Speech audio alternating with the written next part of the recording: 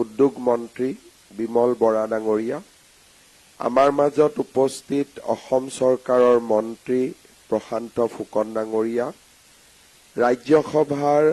সাংসদ ৰামেশ্বৰ তেলী ডাঙৰীয়া, সন্মানীয় বিধায়কসকল, আমাৰ মাজত উপস্থিত দীনদয়াল পোৰ্ট অথৰিটিৰ চেয়াৰমেন সুশীল কুমাৰ সিং ডাঙৰীয়া, আমাৰ মাজত উপস্থিত শ্ৰী মনদীপ সিং ৰান্ধোৱা ডাঙৰীয়া, APLৰ চেয়াৰমেন বিকুল চন্দ্ৰ ডেকা, ডিব্ৰুগড় বিশ্ববিদ্যালয়ৰ সন্মানীয় উপাচাৰ্যকে আদি কৰি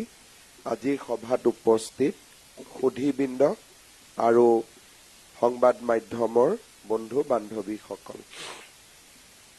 আজি অসম পেট্ৰকেমিকেলছ লিমিটেডৰ বাবে এটা উল্লেখযোগ্য দিন। অসম পেট্ৰকেমিকেলছ লিমিটেড আৰু দীনদয়াল বন্দৰ প্ৰাধিকৰণৰ মাজত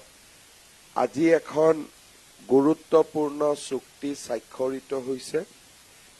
যাৰ জৰিয়তে আমি মিথানল বা গ্ৰীণ মিথানল আমি উৎপাদন কৰাৰ বাবে এখন বুজাবুজিৰ চুক্তি কৰিছো। আৰু সোণোৱাল ডাঙৰীয়াই কৈ যোৱাৰ দৰে APLৰ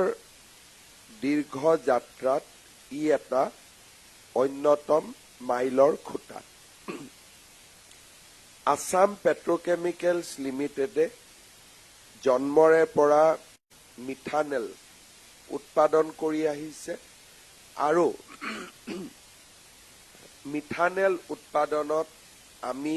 ইতিমধ্যে দেশৰ এটা অগ্ৰণী কোম্পানী হিচাপে প্ৰতিষ্ঠা হৈছো। কিন্তু এতিয়ালৈকে যি আমি মিথানল উৎপাদন কৰি আছিলো, সেই মিথানেল ফসিল ফুয়েল বা গেছৰ পৰা আমি উৎপাদন কৰি আহিছিলো। আৰু যেতিয়া ফসিল ফুয়েল বা নেচাৰেল গেছৰ পৰা আমি কোনো এটা পদাৰ্থ উৎপাদন কৰিম, তাত কাৰ্বন সংযুক্ত হৈ থাকিব আৰু সেই কাৰণে ইয়াক গ্ৰীণ ফুয়েল হিচাপে তাক স্বীকৃতি দিয়া নহয়। আজি যেতিয়া গুৱাহাটী ৰিফাইনেৰী, নুমলীগড় ৰিফাইনেৰীৰ পৰা আমি ডিজেল পেট্ৰল পাওঁ, সি ক্ৰুডৰ পৰা উৎপাদন হোৱা বাবে সি গ্ৰীণ এনাৰ্জি বুলি তাক মানি লোৱা নহয়। আৰু যিমানে আমি গেছৰ পৰা উৎপাদিত আমি মিথানেল ব্যৱহাৰ কৰিম, আমাৰ জলবায়ুত সি প্ৰতিকূলতাৰ সৃষ্টি কৰে আৰু আমাৰ যি আজি গোলকীয় আমাৰ গ্লোবেল ৱাৰ্মিং বুলি আমি গোলকীয় উষ্ণতাৰ কথা কৈছো, তাত ই প্ৰভাৱ পেলায়। ভাৰতে বিশ্বৰ মঞ্চত উল্লেখ কৰিছিলে, প্ৰতিশ্ৰুতি দিছিলে যে বাই 2035 এণ্ড বিয়ণ্ড আমি লাহে লাহে আমাৰ ফসিল ফুয়েলৰ দ্বাৰা ব্যৱহাৰ কৰা যিমানবিলাক প্ৰডাক্ট আছে, লাহে লাহে তাক আমি কমাই যাম আৰু এটা সময়ত আমি অকল সেউজ ইন্ধনৰ পৰা উৎপাদিত বা সেউজ ইন্ধনে আমি ব্যৱহাৰ কৰিম। কিন্তু সেউজ ইন্ধন আমি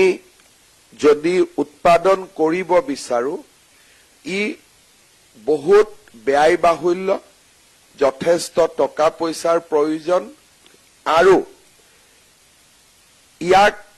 জনসাধাৰণৰ মাজলৈ লৈ যোৱাটো এটা ডাঙৰ প্ৰত্যাহ্বান। প্ৰথম শক্তি উৎপাদনৰ ক্ষেত্ৰত ভাৰতে আৰম্ভ কৰিছিল সোলাৰ এনাৰ্জি আৰু আজি আমি ভাৰতে সোলাৰ এনাৰ্জিৰ ক্ষেত্ৰত বিশ্বৰ ভিতৰতে আমি এটা মহাশক্তিত পৰিণত হৈছো।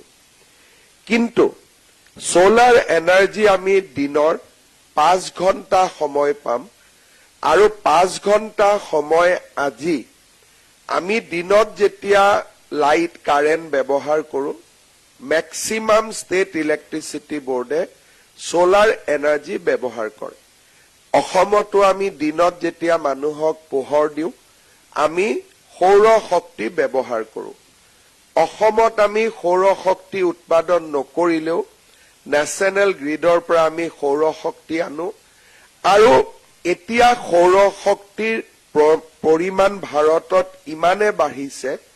যে থাৰ্মেল পাৱাৰতকৈও সৌৰ শক্তিৰ খৰচ এতিয়া কমি কমি গৈ আছে বাট সমস্যাটো হৈছে 5 ঘণ্টাৰ পিছত গধূলি 4 বজাৰ পিছতে আমি সৌৰ শক্তি নোপোৱা হওঁ তেতিয়া আমি আকৌ নতুন টেকনলজি আনিব লাগে বেটাৰী ষ্টৰেজ পাম্প ষ্টৰেজ অৰ্থাৎ দিনৰ সৌৰ শক্তিটো আমি ৰাতিলৈকে ষ্টৰ কৰি ৰাখিব লাগিব তেতিয়াহে আমি 24 আৱাৰ সাইকেলত আমি শক্তি আমি গ্ৰীণ এনাৰ্জিলৈকে ৰূপান্তৰ হ'ব পাৰিম নহলে বতাহৰ পৰা পোৱা শক্তি গধূলি ৰাতিপুৱা সোলাৰৰ পৰা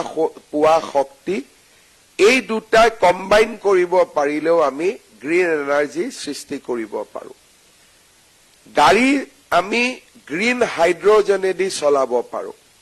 গ্ৰীণ হাইড্ৰোজেনটো হৈছে যে পানীৰ পৰা পানীত আমি সকলোৱে জানো যে H2O হাইড্ৰোজেন আৰু অক্সিজেন থাকে ইলেক্ট্ৰোলাইট প্ৰসেছৰ জৰিয়তে আমি হাইড্ৰোজেনক তাৰ পৰা অতৰাই তাক আমি ইন্ধন হিচাপে ব্যৱহাৰ কৰিব পাৰো আজি আমাৰ ভাৰতত বহুত বিলাক ফেক্টৰী লাহে লাহে হাইড্ৰোজেনেদি চলোৱা আমি আৰম্ভ কৰিছো অইল ইণ্ডিয়াই অসমত হাইড্ৰোজেন উৎপাদন কৰে নুমলীগড় ৰিফাইনাৰী লিমিটেডতো এতিয়া আমি হাইড্ৰোজেনেদি চলোৱাৰ বাবে এটা আমি সিদ্ধান্ত লৈছো আৰু নুমলীগড়তো আমি হাইড্ৰোজেনৰ এটা বনোৱা ফেক্টৰী বুলি কক কাৰখানা বুলি কক প্ৰসেস বুলি কক তাক আমি স্থাপন কৰিম গাড়ী যেনেকে হাইড্ৰোজেনেদি চলিব পাৰিব বাছ হাইড্ৰোজেনেদি চলিব পাৰিব জাহাজ মিথানেলেদি চলিব পাৰে আজিৰ দিনত এপিএল ফসিল ফুয়েলৰ যুক্ত মিথানেল উৎপাদন কৰে আৰু এই মিথানেলেদিও জাহাজ চলে কিন্তু ভাৰতৰ কমিটমেন্ট অনুযায়ী আমি জাহাজ চলিবৰ কাৰণেও গ্ৰীণ মিথানেল আমি উৎপাদন কৰিব লাগিব আৰু গ্ৰীণ মিথানেল আমি সিস্টেমত আমি প্ৰয়োগ কৰিব লাগিব আজি আমাৰ কাৰণে এটা অত্যন্ত সৌভাগ্যৰ দিন যে কাংলা পোৰ্ট অথৰিটিয়ে গ্ৰীণ মিথানেল উৎপাদন কৰিবৰ কাৰণে এপিএলক তেওঁলোকে পাৰ্টনাৰ বা সহযোগী হিচাপে গ্ৰহণ কৰিছে গ্ৰীণ মিথানেল কেনেকে উৎপাদন হ'ব প্ৰথমতে সৌৰ শক্তিৰ পিছত ইলেক্ট্ৰোলাইট প্ৰসেছৰ জৰিয়তে হাইড্ৰোজেন আৰু হাইড্ৰোজেনৰ লগত বিভিন্ন সিমেন্ট থাৰ্মেল পাৱাৰ প্লেণ্টে উৎপাদন কৰা কাৰ্বন ডাই অক্সাইড এই দুইটাক সংমিশ্ৰণ কৰি গ্ৰীণ মিথানেলৰ উৎপাদন হ'ব ই এটা বহুত বেছি প্ৰয়োজনীয় এটা টেকনিক্যাল প্ৰসেস ইয়াৰ মেচিনাৰী ইকুইপমেন্ট এতিয়া ইভলভিং পজিশনত আছে আৰু দেশত গ্ৰীণ মিথানেল আজিলৈকে বহুত কম উৎপাদন হৈছে so APL can be positioned itself as a leader in producing green methanol যদি আমাৰ এই প্ৰকল্পটো আমি বাস্তৱত ৰূপায়ণ কৰিব পাৰো আজি 1200 কোটি টকা কেপিটেল ইনভেষ্টমেন্টৰ জৰিয়তে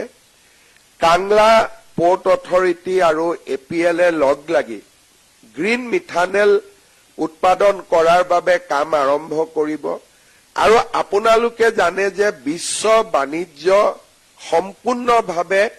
জাহাজৰ জৰিয়তে বন্দৰৰ জৰিয়তে সঞ্চালিত হয় ভাৰতৰ এক্সপোৰ্ট ইম্পোৰ্টৰ বাবে আমাক সদায় জাহাজ লাগিব বন্দৰ লাগিব আৰু এপিএল যদি খুব ইনিচিয়েল ষ্টেজত as a green methanol production hub হিচাপে বা ফেক্টৰী হিচাপে বা মেনুফেকচাৰাৰ হিচাপে আমি নিজক পজিশ্যনিং কৰিব পাৰো অসমৰ এটা কোম্পানী এই দিশত বহুত আগুৱাই যাব পাৰিব আৰু সেই দিশৰ পৰা আজিৰ আমাৰ বুজাবুজিৰ চুক্তিখন আমাৰ বাবে এটা মাইলৰ খুঁটা মই সোণোৱাল ডাঙৰীয়াক ধন্যবাদ জনাম যে কাংলা পোৰ্ট অথৰিটিৰ লগত এপিএলক এই যিটো প্ৰয়োগ এই প্ৰয়োগত ব্যৱহাৰ কৰিবৰ বাবে যি সিদ্ধান্ত লোৱা হ'ল ই আমাৰ বাবে এটা নতুন দিগন্ত নতুন মাইলৰ খুঁটা মই কাংলা পোৰ্ট অথৰিটি আৰু আমাৰ সন্মানীয় মন্ত্ৰী সৰ্বানন্দ সোণোৱাল ডাঙৰীয়াক ধন্যবাদ জনাইছো আৰু এপিএলকো মই শুভকামনা জনাইছো যে ফসিল ফুয়েলৰ পৰা ফসিল মিথানেলৰ পৰা গ্ৰীণ মিথানেললৈ তেওঁলোকৰ এই যাত্ৰাত তেখেতসকল সফল হওক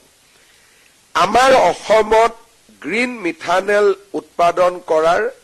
আৰু এটা ডাঙৰ সোৰ্স হৈছে বেম্বো বাঁহৰ পৰা যেনেকে আমি ইথানল উৎপাদন কৰিছো বাঁহৰ পৰা সিনগেছৰ পৰা আমি মিথানেল উৎপাদনো কৰিব পাৰো তাৰো বিজ্ঞানসন্মত ফৰ্মুলা আজি উপলব্ধ আছে এইবাৰ মই দেভছত যাওঁতে দেভছত আমি এটা কোম্পানীৰ লগত মেমৰেণ্ডাম অফ আণ্ডাৰষ্টেণ্ডিং কৰিছো মহাৰাষ্ট্ৰ চৰকাৰ আৰু অসম চৰকাৰে আমি এখন মেমৰেণ্ডাম অফ আণ্ডাৰষ্টেণ্ডিং কৰিছো যে মহাৰাষ্ট্ৰতো বেম্বুৰ পৰা প্ৰসেছ কৰি মিথানেল হ'ব অসমতো বেম্বুৰ পৰা প্ৰসেছ কৰি মিথানেল হ'ব আমি ডিমা হাছাও জিলাত এই উদ্যোগটো স্থাপনৰ বাবে আমি ৱৰ্ল্ড ইকনমিক ফৰামৰ বৈঠকত এটা এই দিশত বুৎপত্তি থকা বিশেষ কোম্পানী এটাৰ লগত আমি এমঅইউ কৰিছো আৰু বাহক যদি আমি ইথানেল আৰু মিথানেল দুইটা উৎপাদনৰ কামত লগাব পাৰো ইথানেলে গাড়ী চলাব মিথানেলে জাহাজ চলাব অৰ্থাৎ অসমে ফসিল ফুয়েল আমি দেশক আগত দিছিলো লাহে লাহে ফসিল ফুয়েল নোহোৱা হৈ যাব কিন্তু বাহৰ জৰিয়তে আমি দেশক এতিয়াও ইথানেল আৰু মিথানেল আমি দি থাকিব পাৰিম আজি আপোনালোকে অনুভৱ কৰিব পাৰে যে এই কথাবোৰ আমাৰ দেশত আগতে প্ৰচলিত নাছিল আগতে আমি তেজ দিম তেল নিদিম এনেকুৱা ধৰণৰ কথা বতৰাৰ লগতে আমি ব্যস্ত আছিলো কিন্তু প্ৰধানমন্ত্ৰী নৰেন্দ্ৰ মোদী ডাঙৰীয়াই আমাৰ সকলোৰে চকু মেল খোৱালে এসময়ত যেতিয়া আমি তেজ দিম তেল নিদিম বুলি কৈ আছিলো অসমত তেল আছিল 2 মিলিয়ন মেট্ৰিক টন আজি মোদী ডাঙৰীয়াই পাৰাদীপৰ পৰা আমাক 9 মিলিয়ন মেট্ৰিক টন আমাক তেল আনি দিছে যে তোমালোকে প্ৰসেছ কৰা ৰিফাইন কৰা আৰু তোমালোকে তাক বিশ্ব বজাৰলৈ পঠোৱা ঠিক তেনেকৈ ভাৰতে তেল উৎপাদন নকৰে ভাৰতে আমেৰিকা ব্ৰাজিল ৰাছিয়াৰ পৰা তেল কিনে কিন্তু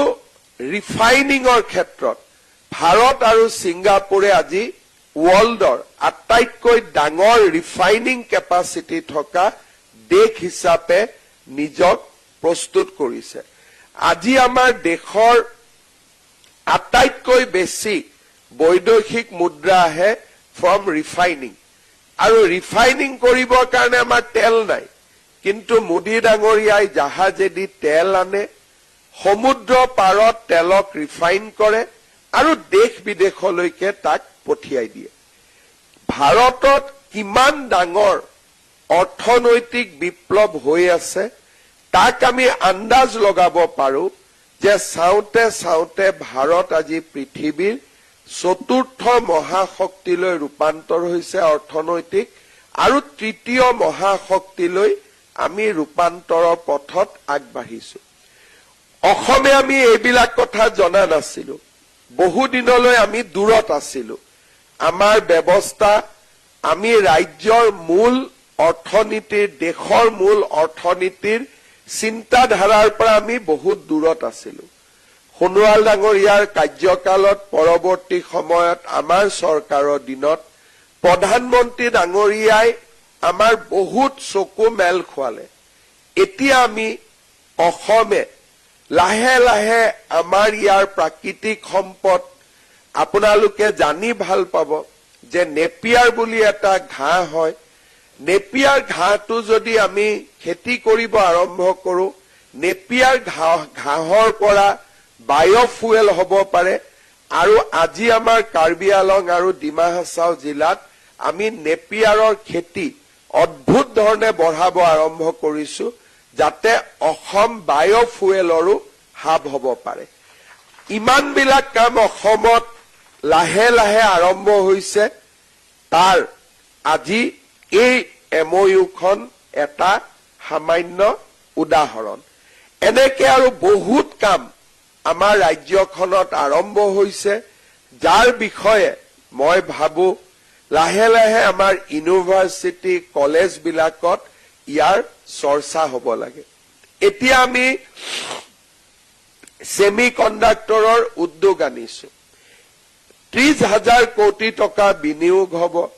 আৰু অসমে দেশৰ ভিতৰত আটাইতকৈ বেছি ফৰেন এক্সচেঞ্জ আহৰণ কৰা আৰম্ভ কৰিব কাৰণ 48 মিলিয়ন শিপছ 48 লাখ শিপছ প্ৰতিদিনে বিদেশলৈ আমি ইয়াৰ পৰা ৰপ্তানি কৰিম কিমান কৰিম 48 মিলিয়ন মানে 4.80 crores ইমান শিপছ এদিনত বনিব কিন্তু এতিয়াও কলেজ আৰু ইউনিভাৰ্চিটি বিলাকত সেমি কণ্ডাক্টৰৰ কথা কলে মোৰ চকুলৈকে চাই থাকে তাৰ মানে লৰা ছোৱালীক এতিয়াও আমি সেমি কণ্ডাক্টৰ মানে কি তাৰ প্ৰয়োজনীয়তা কি এইটো কি বস্তু আমি এতিয়াও তেওঁৰ জ্ঞান দিব পৰা নাই অথচ আমাৰ প্ৰত্যেকৰে হাতত এটা এটা সেমি কণ্ডাক্টৰ আছে আমি যি হাতত মোবাইল লৈ আছো এই গোটেই মোবাইলৰ মেমৰি চিপছটোৰ নামে হৈছে সেমি কণ্ডাক্টৰ আমি দেখিও আছো জানিও আছো কিন্তু গাড়ীত উঠি আছো গাড়ীখনো চলি আছে সেমি কণ্ডাক্টৰ দি এয়া ৰাতিপুৱা বিমানেৰে আহিছো বিমানৰো চলি আছে সেমি কণ্ডাক্টৰ দি আমি তাৰ বিষয়ে শিকিব বা শিকাব খোজা নাই যদি AI quantum computing semi conductor এই বিষয়বিলাক আমি কলেজত আলোচনা কৰা আৰম্ভ কৰো ইউনিভাৰ্চিটিত আলোচনা কৰা আৰম্ভ কৰো আজিয়ে এই এমইউখন অহাকালি যদি ডিব্ৰুগড় ইউনিভাৰ্চিটিত আমি গ্ৰীণ মিথানেলৰ বিষয়ে আলোচনা কৰো গ্ৰীণ ইথানেলৰ বিষয়ে আলোচনা কৰো আমাৰ অসমত এটা ইকোসিস্টেম তৈয়াৰ হ'ব এই ইকোসিস্টেমটো তৈয়াৰ কৰিবৰ কাৰণে এনে ধৰণৰ এমইউ এনে ধৰণৰ নতুন নতুন কাম অসমত হৈছে মই এপিএলক শুভেচ্ছা জনাইছো আৰু মই আশা কৰো এই উৎপাদন অসমত নহয় অসমৰ এটা কোম্পানীয়ে ইয়াৰ পৰা গৈ গুজৰাটত ইয়াক উৎপাদন কৰিব আগতে আমাৰ কথা আছিল যে কোনোবা যদি বাহিৰৰ কোম্পানী অসমত আহিছে আমি কওঁ যে কেনেকৈ আহিব আজি এতিয়া অসমৰ এপিএলে গৈ গুজৰাটত যাব কিন্তু গুজৰাটত কোনো মানুহে বাধা নিদিয়ে গুজৰাটে মাতি থাকে যে সব গুজৰাটত আহক যাতে গুজৰাটৰ লৰা ছোৱালীয়ে বেছিকৈ চাকৰি পায় এতিয়া এপিএল যে গুজৰাটত যাব কোনো আন্দোলনৰ মুখামুখি নহয় মাটিও দিব তাতে টকাও দিব কাংলাই টকা দিব কোনেও নকয় যে অসমৰ কোম্পানীক কিয় টকা দিছে অসমৰ কোম্পানীক কিয় মাটি দিছে কিয় সকলোৱে বুজি পায় যে উদ্যোগীৰ কোনো জাতি আৰু ধৰ্ম নাথাকে উদ্যোগীৰ কাম এটাই থাকে যে তেওঁলোকে প্ৰডাকশন কৰিব আৰু উৎপাদন কৰিব দেশৰ জিডিপি বঢ়ুৱাব আৰু চাকৰি বাকৰি সৃষ্টি কৰিব কৰ্ম সংস্থাপন দিব মই ভাবো যে এপিএলৰ এই যাত্ৰাই আমাক বহুতৰে চকু মেল খুৱাব আৰু আমি অসমৰ কোম্পানী বিলাক এনেকৈ আগুৱাই যাবৰ বাবে কাম কৰিম। এটা সৰু উদাহৰণেৰে সামৰণি মাৰিছো। আমাৰ অসমৰে কোম্পানী অইল ইণ্ডিয়াই এতিয়া আনমান দ্বীপত তেওঁলোকে ৰিগেদি তেল উৎপাদনৰ পৰীক্ষা কৰি আছে। আজি গায়েনাই আটাইতকৈ বেছি হাইড্ৰকাৰ্বন সোৰ্স পাইছে। তেওঁলোকৰ মাটিৰ তলত আটাইতকৈ বেছি তেল আছে বুলি এনেকে পৰীক্ষা কৰোতে কৰোতে তেওঁলোকে পাই গল। ট্ৰেডিশনেলি গায়েনাত হাইড্ৰকাৰ্বন নাছিল। পৰীক্ষা নিৰীক্ষা কৰি লাষ্ট এটা দশকত গায়েনাই হাইড্ৰকাৰ্বন পাইছে। এতিয়া ভাৰতৰ বিজ্ঞানীসকলে কৈ আছে যে গায়েনাতকৈও ডাঙৰ ডিস্কভাৰী আন্দামান নিকোবৰ দ্বীপপুঞ্জত হব গৈ আছে। আৰু এই ডিস্কভাৰী কোনে নেতৃত্ব লৈছে? আমাৰ অইল ইণ্ডিয়া লিমিটেডে এই ডিস্কভাৰীৰ নেতৃত্ব লৈছে। বহুবোৰ কাম এনেকৈ চলি আছে। এতিয়া কথাবিলাক আমি লাহে লাহে চৰকাৰ আৰু উদ্যোগৰ পৰা লৰা ছোৱালীৰ মাজলৈ লৈ যাব লাগে, যুৱক সমাজৰ মাজলৈ লৈ যাব লাগে, যাতে যুৱক সমাজ আগবাঢ়ি যাব পাৰে। मैं फिर एक बार असम वासियों का ओर से हमारे दीनदयाल पोर्ट अथॉरिटी का अध्यक्ष सुशील सिंह जी को धन्यवाद देता हूं। ये काम करने के लिए शायद और कोई पार्टनर भी मिल जाते थे, लेकिन सोनोवाल जी का होने का कारण और आपका असम के लिए जो एक अच्छा भाव है, इसलिए आपने एपीएल को सुना है। मैं एपीएल को इतना ही रिक्वेस्ट करूंगा कि काम अच्छा से कीजिए, असम का मान बढ़ाइए। बहुत बहुत धन्यवाद। वाटारवेज विभागৰ সন্মানীয় মন্ত্ৰী আৰু আমাৰ ডিব্ৰুগড়ৰ সাংসদ শ্ৰী সৰ্বানন্দ সোণোৱাল ডাঙৰীয়া, অসম চৰকাৰৰ উদ্যোগ মন্ত্ৰী বিমল বৰা ডাঙৰীয়া, আমাৰ মাজত উপস্থিত অসম চৰকাৰৰ মন্ত্ৰী প্ৰশান্ত ফুকন ডাঙৰীয়া, ৰাজ্যসভাৰ সাংসদ ৰামেশ্বৰ তেলী ডাঙৰীয়া, সন্মানীয় বিধায়কসকল, আমাৰ মাজত উপস্থিত দীনদয়াল পোৰ্ট অথৰিটিৰ চেয়াৰমেন সুশীল কুমাৰ সিং ডাঙৰীয়া, আমাৰ মাজত উপস্থিত শ্ৰী মনদীপ সিং ৰান্ধোৱা ডাঙৰীয়া, এপিএলৰ চেয়াৰমেন বিকুল চন্দ্ৰ ডেকা, ডিব্ৰুগড় বিশ্ববিদ্যালয়ৰ সন্মানীয় উপাচাৰ্যকে আদি কৰি আজি সভাত উপস্থিত সুধীবৃন্দ আৰু সংবাদ মাধ্যমৰ বন্ধু বান্ধৱীসকল, আজি অসম পেট্ৰকেমিকেলছ লিমিটেডৰ বাবে এটা উল্লেখযোগ্য দিন। অসম পেট্ৰকেমিকেলছ লিমিটেড আৰু দীনদয়াল বন্দৰ প্ৰাধিকৰণৰ মাজত আজি এখন গুৰুত্বপূৰ্ণ চুক্তি স্বাক্ষৰিত